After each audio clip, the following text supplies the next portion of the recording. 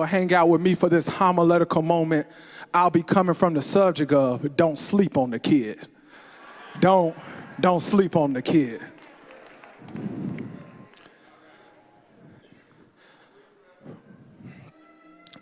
At Howard University, I learned there are 3 types of people you need as a friend. The first type of person you need as a friend is a barber. Because as a black man, you get one hairline, and once that's gone, it ain't never coming back.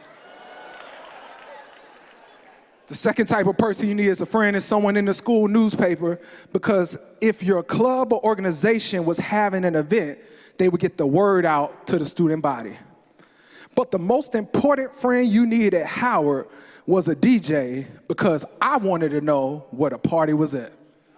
Wait, some of y'all been saved y'all whole life. Let me explain.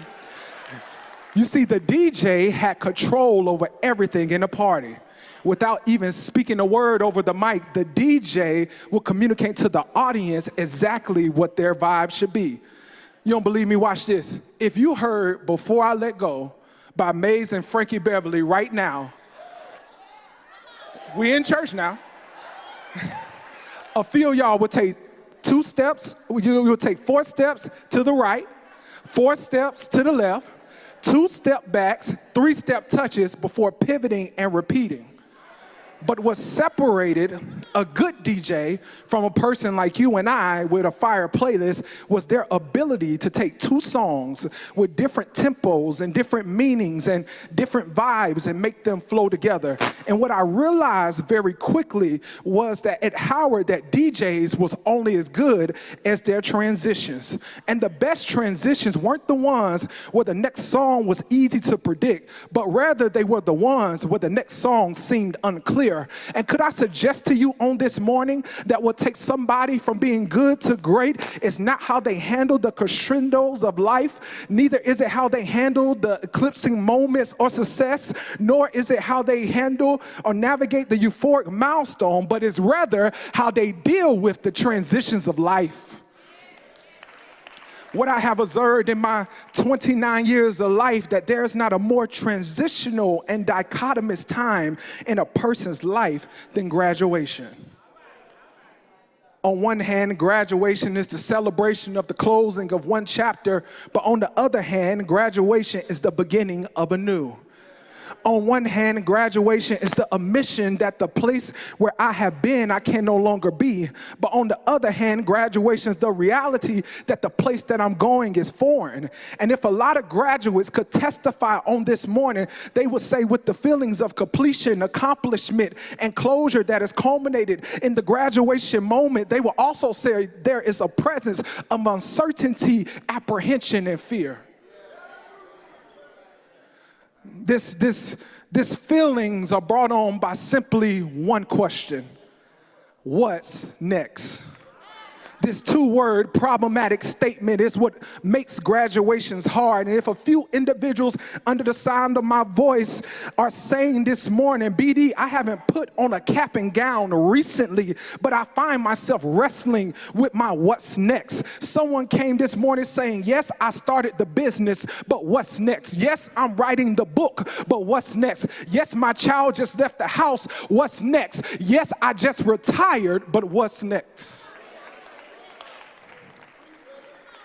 It is at this theological breaking point where God's behavior conflicts with our belief that births faith.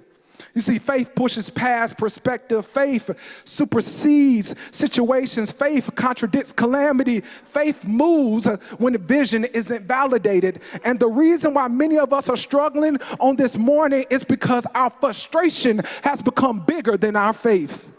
But I came today to give you a remedy to your word and let you know that your faith is tied to your weight. And the key to your transition is not in you figuring out. It's not in you having the answers. It's not in you dotting every I and crossing every T. But it is summed up in one question: is your faith strong enough to believe the transitions of life when it has made you feel like you are an afterthought on the mind of God? As we turned our attention to the text, we find the slept-on shepherd and son of Jesse, known as David, between pasture and palace on the road of promise. But in order to take inventory of where David is, we have to go back to chapter 16. Let me give you the Spark Notes version real quick. In chapter 16, the prophet Samuel arrives in Bethlehem where Jesse lives and asks for Jesse's sons to be presented before him. Jesse brings out 7 sons to Samuel, but God does not choose one of them to be the new king. Samuel then asks if there are more sons, and Jesse mentions that the youngest son, David, is tending to sheep. When David is brought out before Jesse, God tells Samuel that David is the chosen one. Samuel anoints David with oil as a symbolic act of consecration and kingship. And from that moment on, the Spirit of the Lord comes powerfully upon David. But at the beginning of our focal scripture, he is a lunch boy for his brothers. Let me say it like this, that in 16 he is anointed, but in 17 he is serving like he was before. In chapter 16 he gets told of the greatness he would do, but in 17 his life looks the same as before. In 16 he is in the palace playing demons out of Saul, but in 17 nobody knows his name. In 16 he gets told of promotion, but in 17 he has to go back to the job that he doesn't like. In 16 his brothers and his fathers watch him get anointed, but in 17 they are doubting the greatness that's in them. Could I be clear? Here's the first problem of our text, is that David gets anointed and then has to go back to the fields. And that shows us something that's very critical to our conversation. Graduates, hear me clearly. We're shown that elevation is not instant. Y'all ain't gonna like me for the next 5 minutes. I would love to tell you that your come up is on the way. I would love to tell you that in 7 days you're going to go from 0 to hero. But I really love to tell you to rip yourself out the plastic and start acting brand new. But the problem with many of us on this Sunday is that we're looking at the wrong values. I'm about to change somebody's life in the next 2 minutes. Watch this. We value achieving success, personal growth, reaching a higher level of accomplishments. And I'm not saying wanting more is wrong, but God values, what God is trying to get out of many of us during this transitional season is patience, perseverance, and constant effort. This is why James wrote, "Count it all joy when you fall into diverse temptations, because knowing this, that the trying of your faith worketh patience." He goes on to later say, "Let your patience have perfect work, that ye may be perfect and entire, without lacking nothing." And can I just say this simply? Your key to your transitional state is to fall in love with the process and not the prize. But in order to build faith during the transitional seasons of God's plan, we first have to remain hungry. Let the church say, remain hungry. The Bible says in verse 20, David rose early in the morning, left the sheep with the keeper, told the provisions, and went as Jesse commanded. David did not say, "I have been anointed to be the next king of Israel, get somebody else to do it." He didn't try to put in PTO requests on his responsibilities to his family.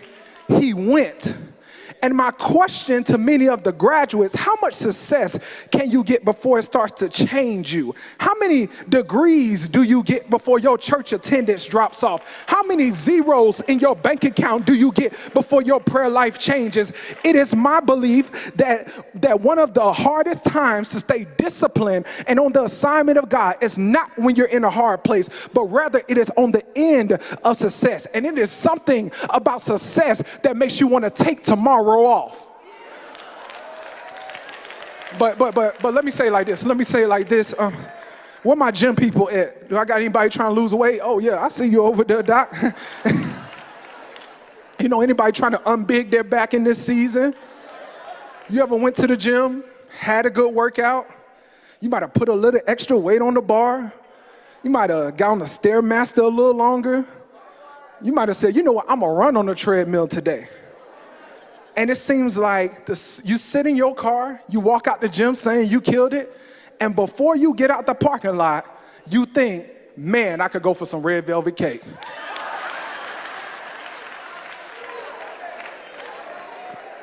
You might be a little wilder, and you might say, ooh, some ooh-wee sound real good right now. And then if you just get indignant, you just say, I got a Harold's on the way to my house, I should stop. And then to make yourself feel better, you call other people and be like, hey, you want something to eat? Don't some Harold's sound? And before you know it, you are giving yourself permission to take an unplanned cheat meal and blaming the devil. And graduates, if you're not careful, one day can turn into 1 week, that can turn into 1 month, that could turn into 1 year. And many of us are struggling in our transition because at some point we got comfortable and complacent with our success. As we know, the lion is the apex predator of the jungle. When it comes to hunting, the lion in its habitat is unmatched. But what blew my mind, Pastor Taylor, was that the lion is not at its most vulnerable state when it is hurt. It's not at its most vulnerable state when it is sick, but it is at its most vulnerable state to be overtaken after a meal. My God. And what I learned very quickly was that what makes a lion dangerous is not the physical strength, but it is that its instincts are unlocked when it has a desire for nourishment. And perhaps many of us are struggling not because of our ability to grow, but it is because many of our praises for God and our service to God lets up when blessings come down. And I came all the way from Atlanta, Georgia to tune up somebody's mentality and tell them no success should limit your hunger for God. Whether you have a degree or not, your thirst for God's presence remains the same. Whether you're a millionaire or broke, your worship remains the same. And graduates, on this morning, your testimony should be the same as David, that I ain't gonna let my success and accomplishments stop me from giving God the praise, because with my hands lifted up and my heart filled with praise, with the heart of thanksgiving, I will bless thee, O Lord. But not only do you have to remain hungry to build faith during the transitional seasons of God, you have to remain resilient against faithless people. Can I expand your thinking on this morning? That this familiar story of David and Goliath, that this is not a story of a boy versus a giant. This is not a story of how to deal with fear when faced with a large task. This is a story of the dangers of contagious fear. David is never scared of Goliath, but everybody else is. And when the convincing him doesn't work, it quickly turns to anger. And rather than try to say that he is brave, and rather than try to say that he is courageous, they would rather ask him to be just as afraid as them. Let's look at verse 28. It says, his eldest brother, Eliab, heard him talking to the men, and Eliab's anger was kindled against David. He says, why have you come down? With whom have you laid those few sheep in the wilderness? I know your presumption and the evil of your heart, and you have come down just to see the battle. This is disheartening because this is not a stranger, but it's David's family. The same family that watched him get anointed, the same family that knows he played the demons out of Saul. Eliab is mad at a question that wasn't even addressed to him. And the harsh reality is that many of us are afraid of the giant Goliath because we are many times discouraged to fight because we told our hopes, we told our dreams, and we told our plans to the wrong people. You told them you wanted to be a doctor with a private practice, and they told you ain't nobody in our family done that. You told them you wanted to open a bakery. They told you that ain't gonna make no money. You told them you wanted to pursue music, and they told you to get a real job. And if a few people could be honest on this Sunday morning, what is making many of them scared to go after their next is not the mission. It's not that you doubt the voice of God, but it's your friends and your family. But David shows us how to deal deal with faithless friends and family. It says that after David responded, he turned away from his brother and turned to another person and spoke in the same way. Can I help somebody on this Sunday morning? This is the season where everybody can't get your energy. Your motto is this season that if you don't believe me, I will find someone else who will. If you don't think I can, please make room for someone else who thinks I can. Because I've learned two things, that if you let somebody shenan once, they'll shenan again. And if you let somebody haloo once, they'll haloo again. And many of us have to deal with too many shenanigans and hooligans, and God can't get us to try. Preach, black man, I'm trying.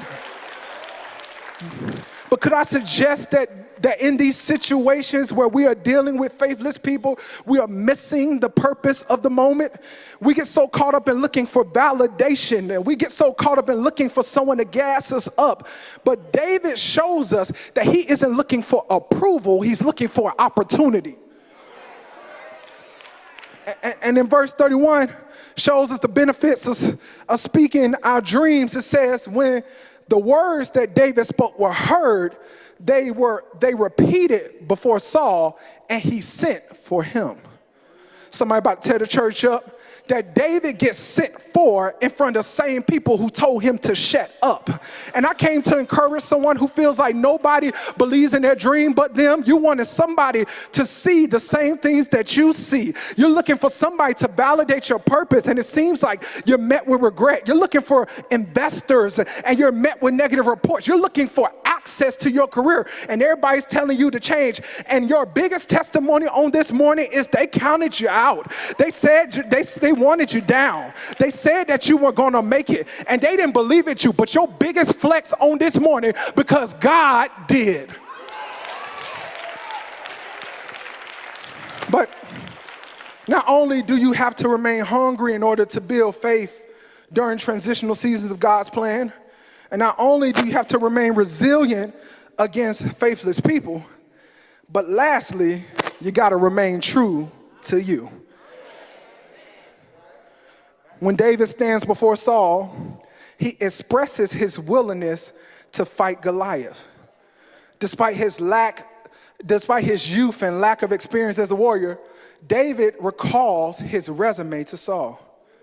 David says he successfully defended his father's sheep from predators and believes that God will be with him in this battle as well. But here's the problem. Saul accepts David's petition to fight with conditions. What are the conditions? I'm glad you asked that. Saul wants David to fight the battle in his armor. David and Saul aren't the same height. They aren't the same size. They don't have the same years of training. But Saul wants David to fight like him. And is that just like some people in our lives? They want you to be like this person and that person. They want you to talk like someone else. They want you to write like someone else. They want you to preach like someone else. They want your career to look like someone else. They want your business to look like someone else. And it seems like the closer you get to opportunity, the more people try to put you in a box. And is there anybody who came with the same testimony as Mary J. Blige that says, take me as I am, or have nothing at all? But David illustrates how to handle others' perceptions of how we should be. The Bible says in verse 39, David strapped up Saul's sword over the armor, and he tried in vain to walk, for he was not used to them. Then David said to Saul, I cannot walk in these, for I am not used to them. So David removed them. It is my belief that David did just not merely take off a helmet, a coat of mail, and a sword, but he took off the expectations of those who slept on him. Indianapolis Colts great running back Edgerrin James shares in his Hall of Fame speech, perception isn't always reality. It definitely wasn't my reality. People looked at my gold teeth and dreads and were shocked and surprised I had never been arrested or spent time in jail. So many people told me that you can't have dreads and gold teeth and be accepted in the NFL, but he never listened. He said, I always knew who I was, a great football player, a great father, a proud black man, and that his hair was his mane. And could I let you know on this morning that Edgerrin James's biggest flex wasn't in the fact that he was a first-round draft pick. His biggest flex wasn't in the fact that he rushed for 12,246 yards. His biggest flex was not in the fact that he got selected to 4 Pro Bowls. His biggest flex wasn't in the fact that he ran for 80 touchdowns, but his biggest flex was that those same dreads that they told him to cut, those same locks that they said wouldn't be accepted, are enshrined in Canton, Ohio. And I came to sound the trumpet in Zion and tell someone that your biggest flex is not your degree, it's not what you drive, it's not what house you live in, it's not who you know, but your biggest flex is despite all the pressure from people who have slept on you, you have stayed true to you. And somebody came this morning about to wear the armor of Saul and put on other people's expectation, but you messed up and got to Broadview Avenue Missionary Baptist Church on August 13th and found out this is me season.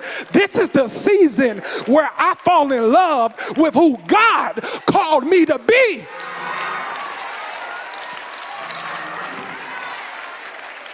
But Pastor Taylor, this is not the shout of the text this morning. Matter of fact, David killing Goliath isn't the shout of the text. But the shout is in verse 52. It says, the troops of Israel and Judah rose up with a shout and pursued the Palestinians as far as Gath. Can I push it? Your purpose is not your career. Your God-given assignment is not for you to be rich.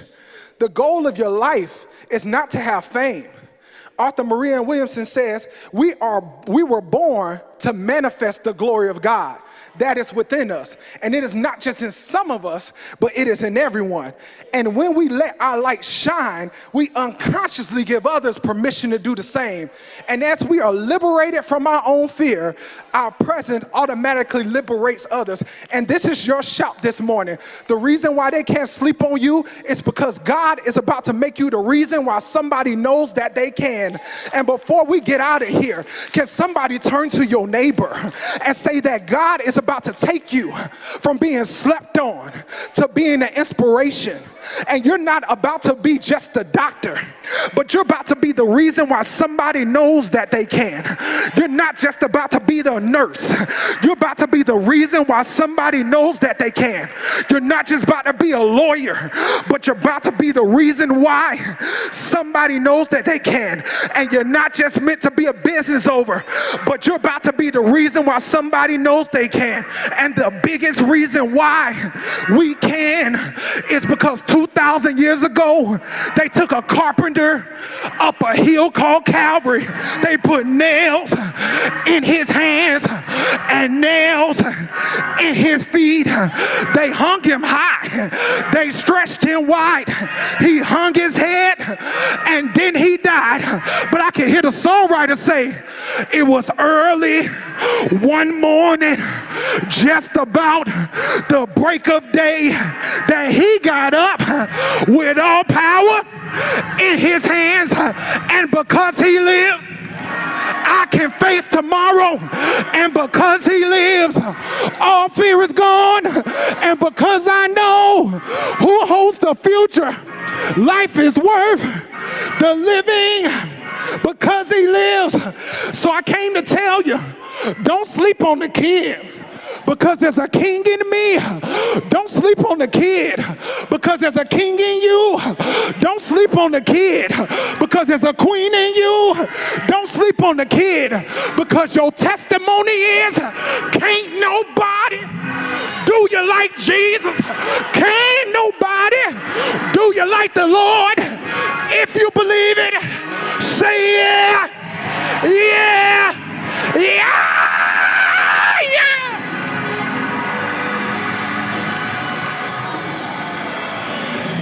I wish I had about 2 people who said 2 people been sleeping on me. I came to tell you that don't call it a comeback, because you've been here for years.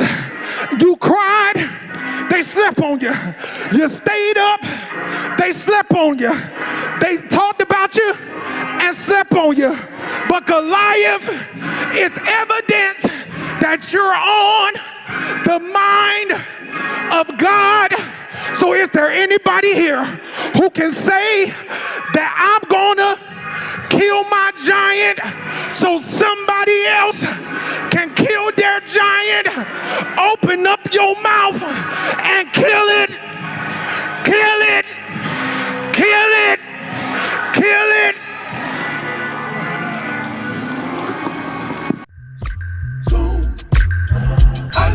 I like to fly.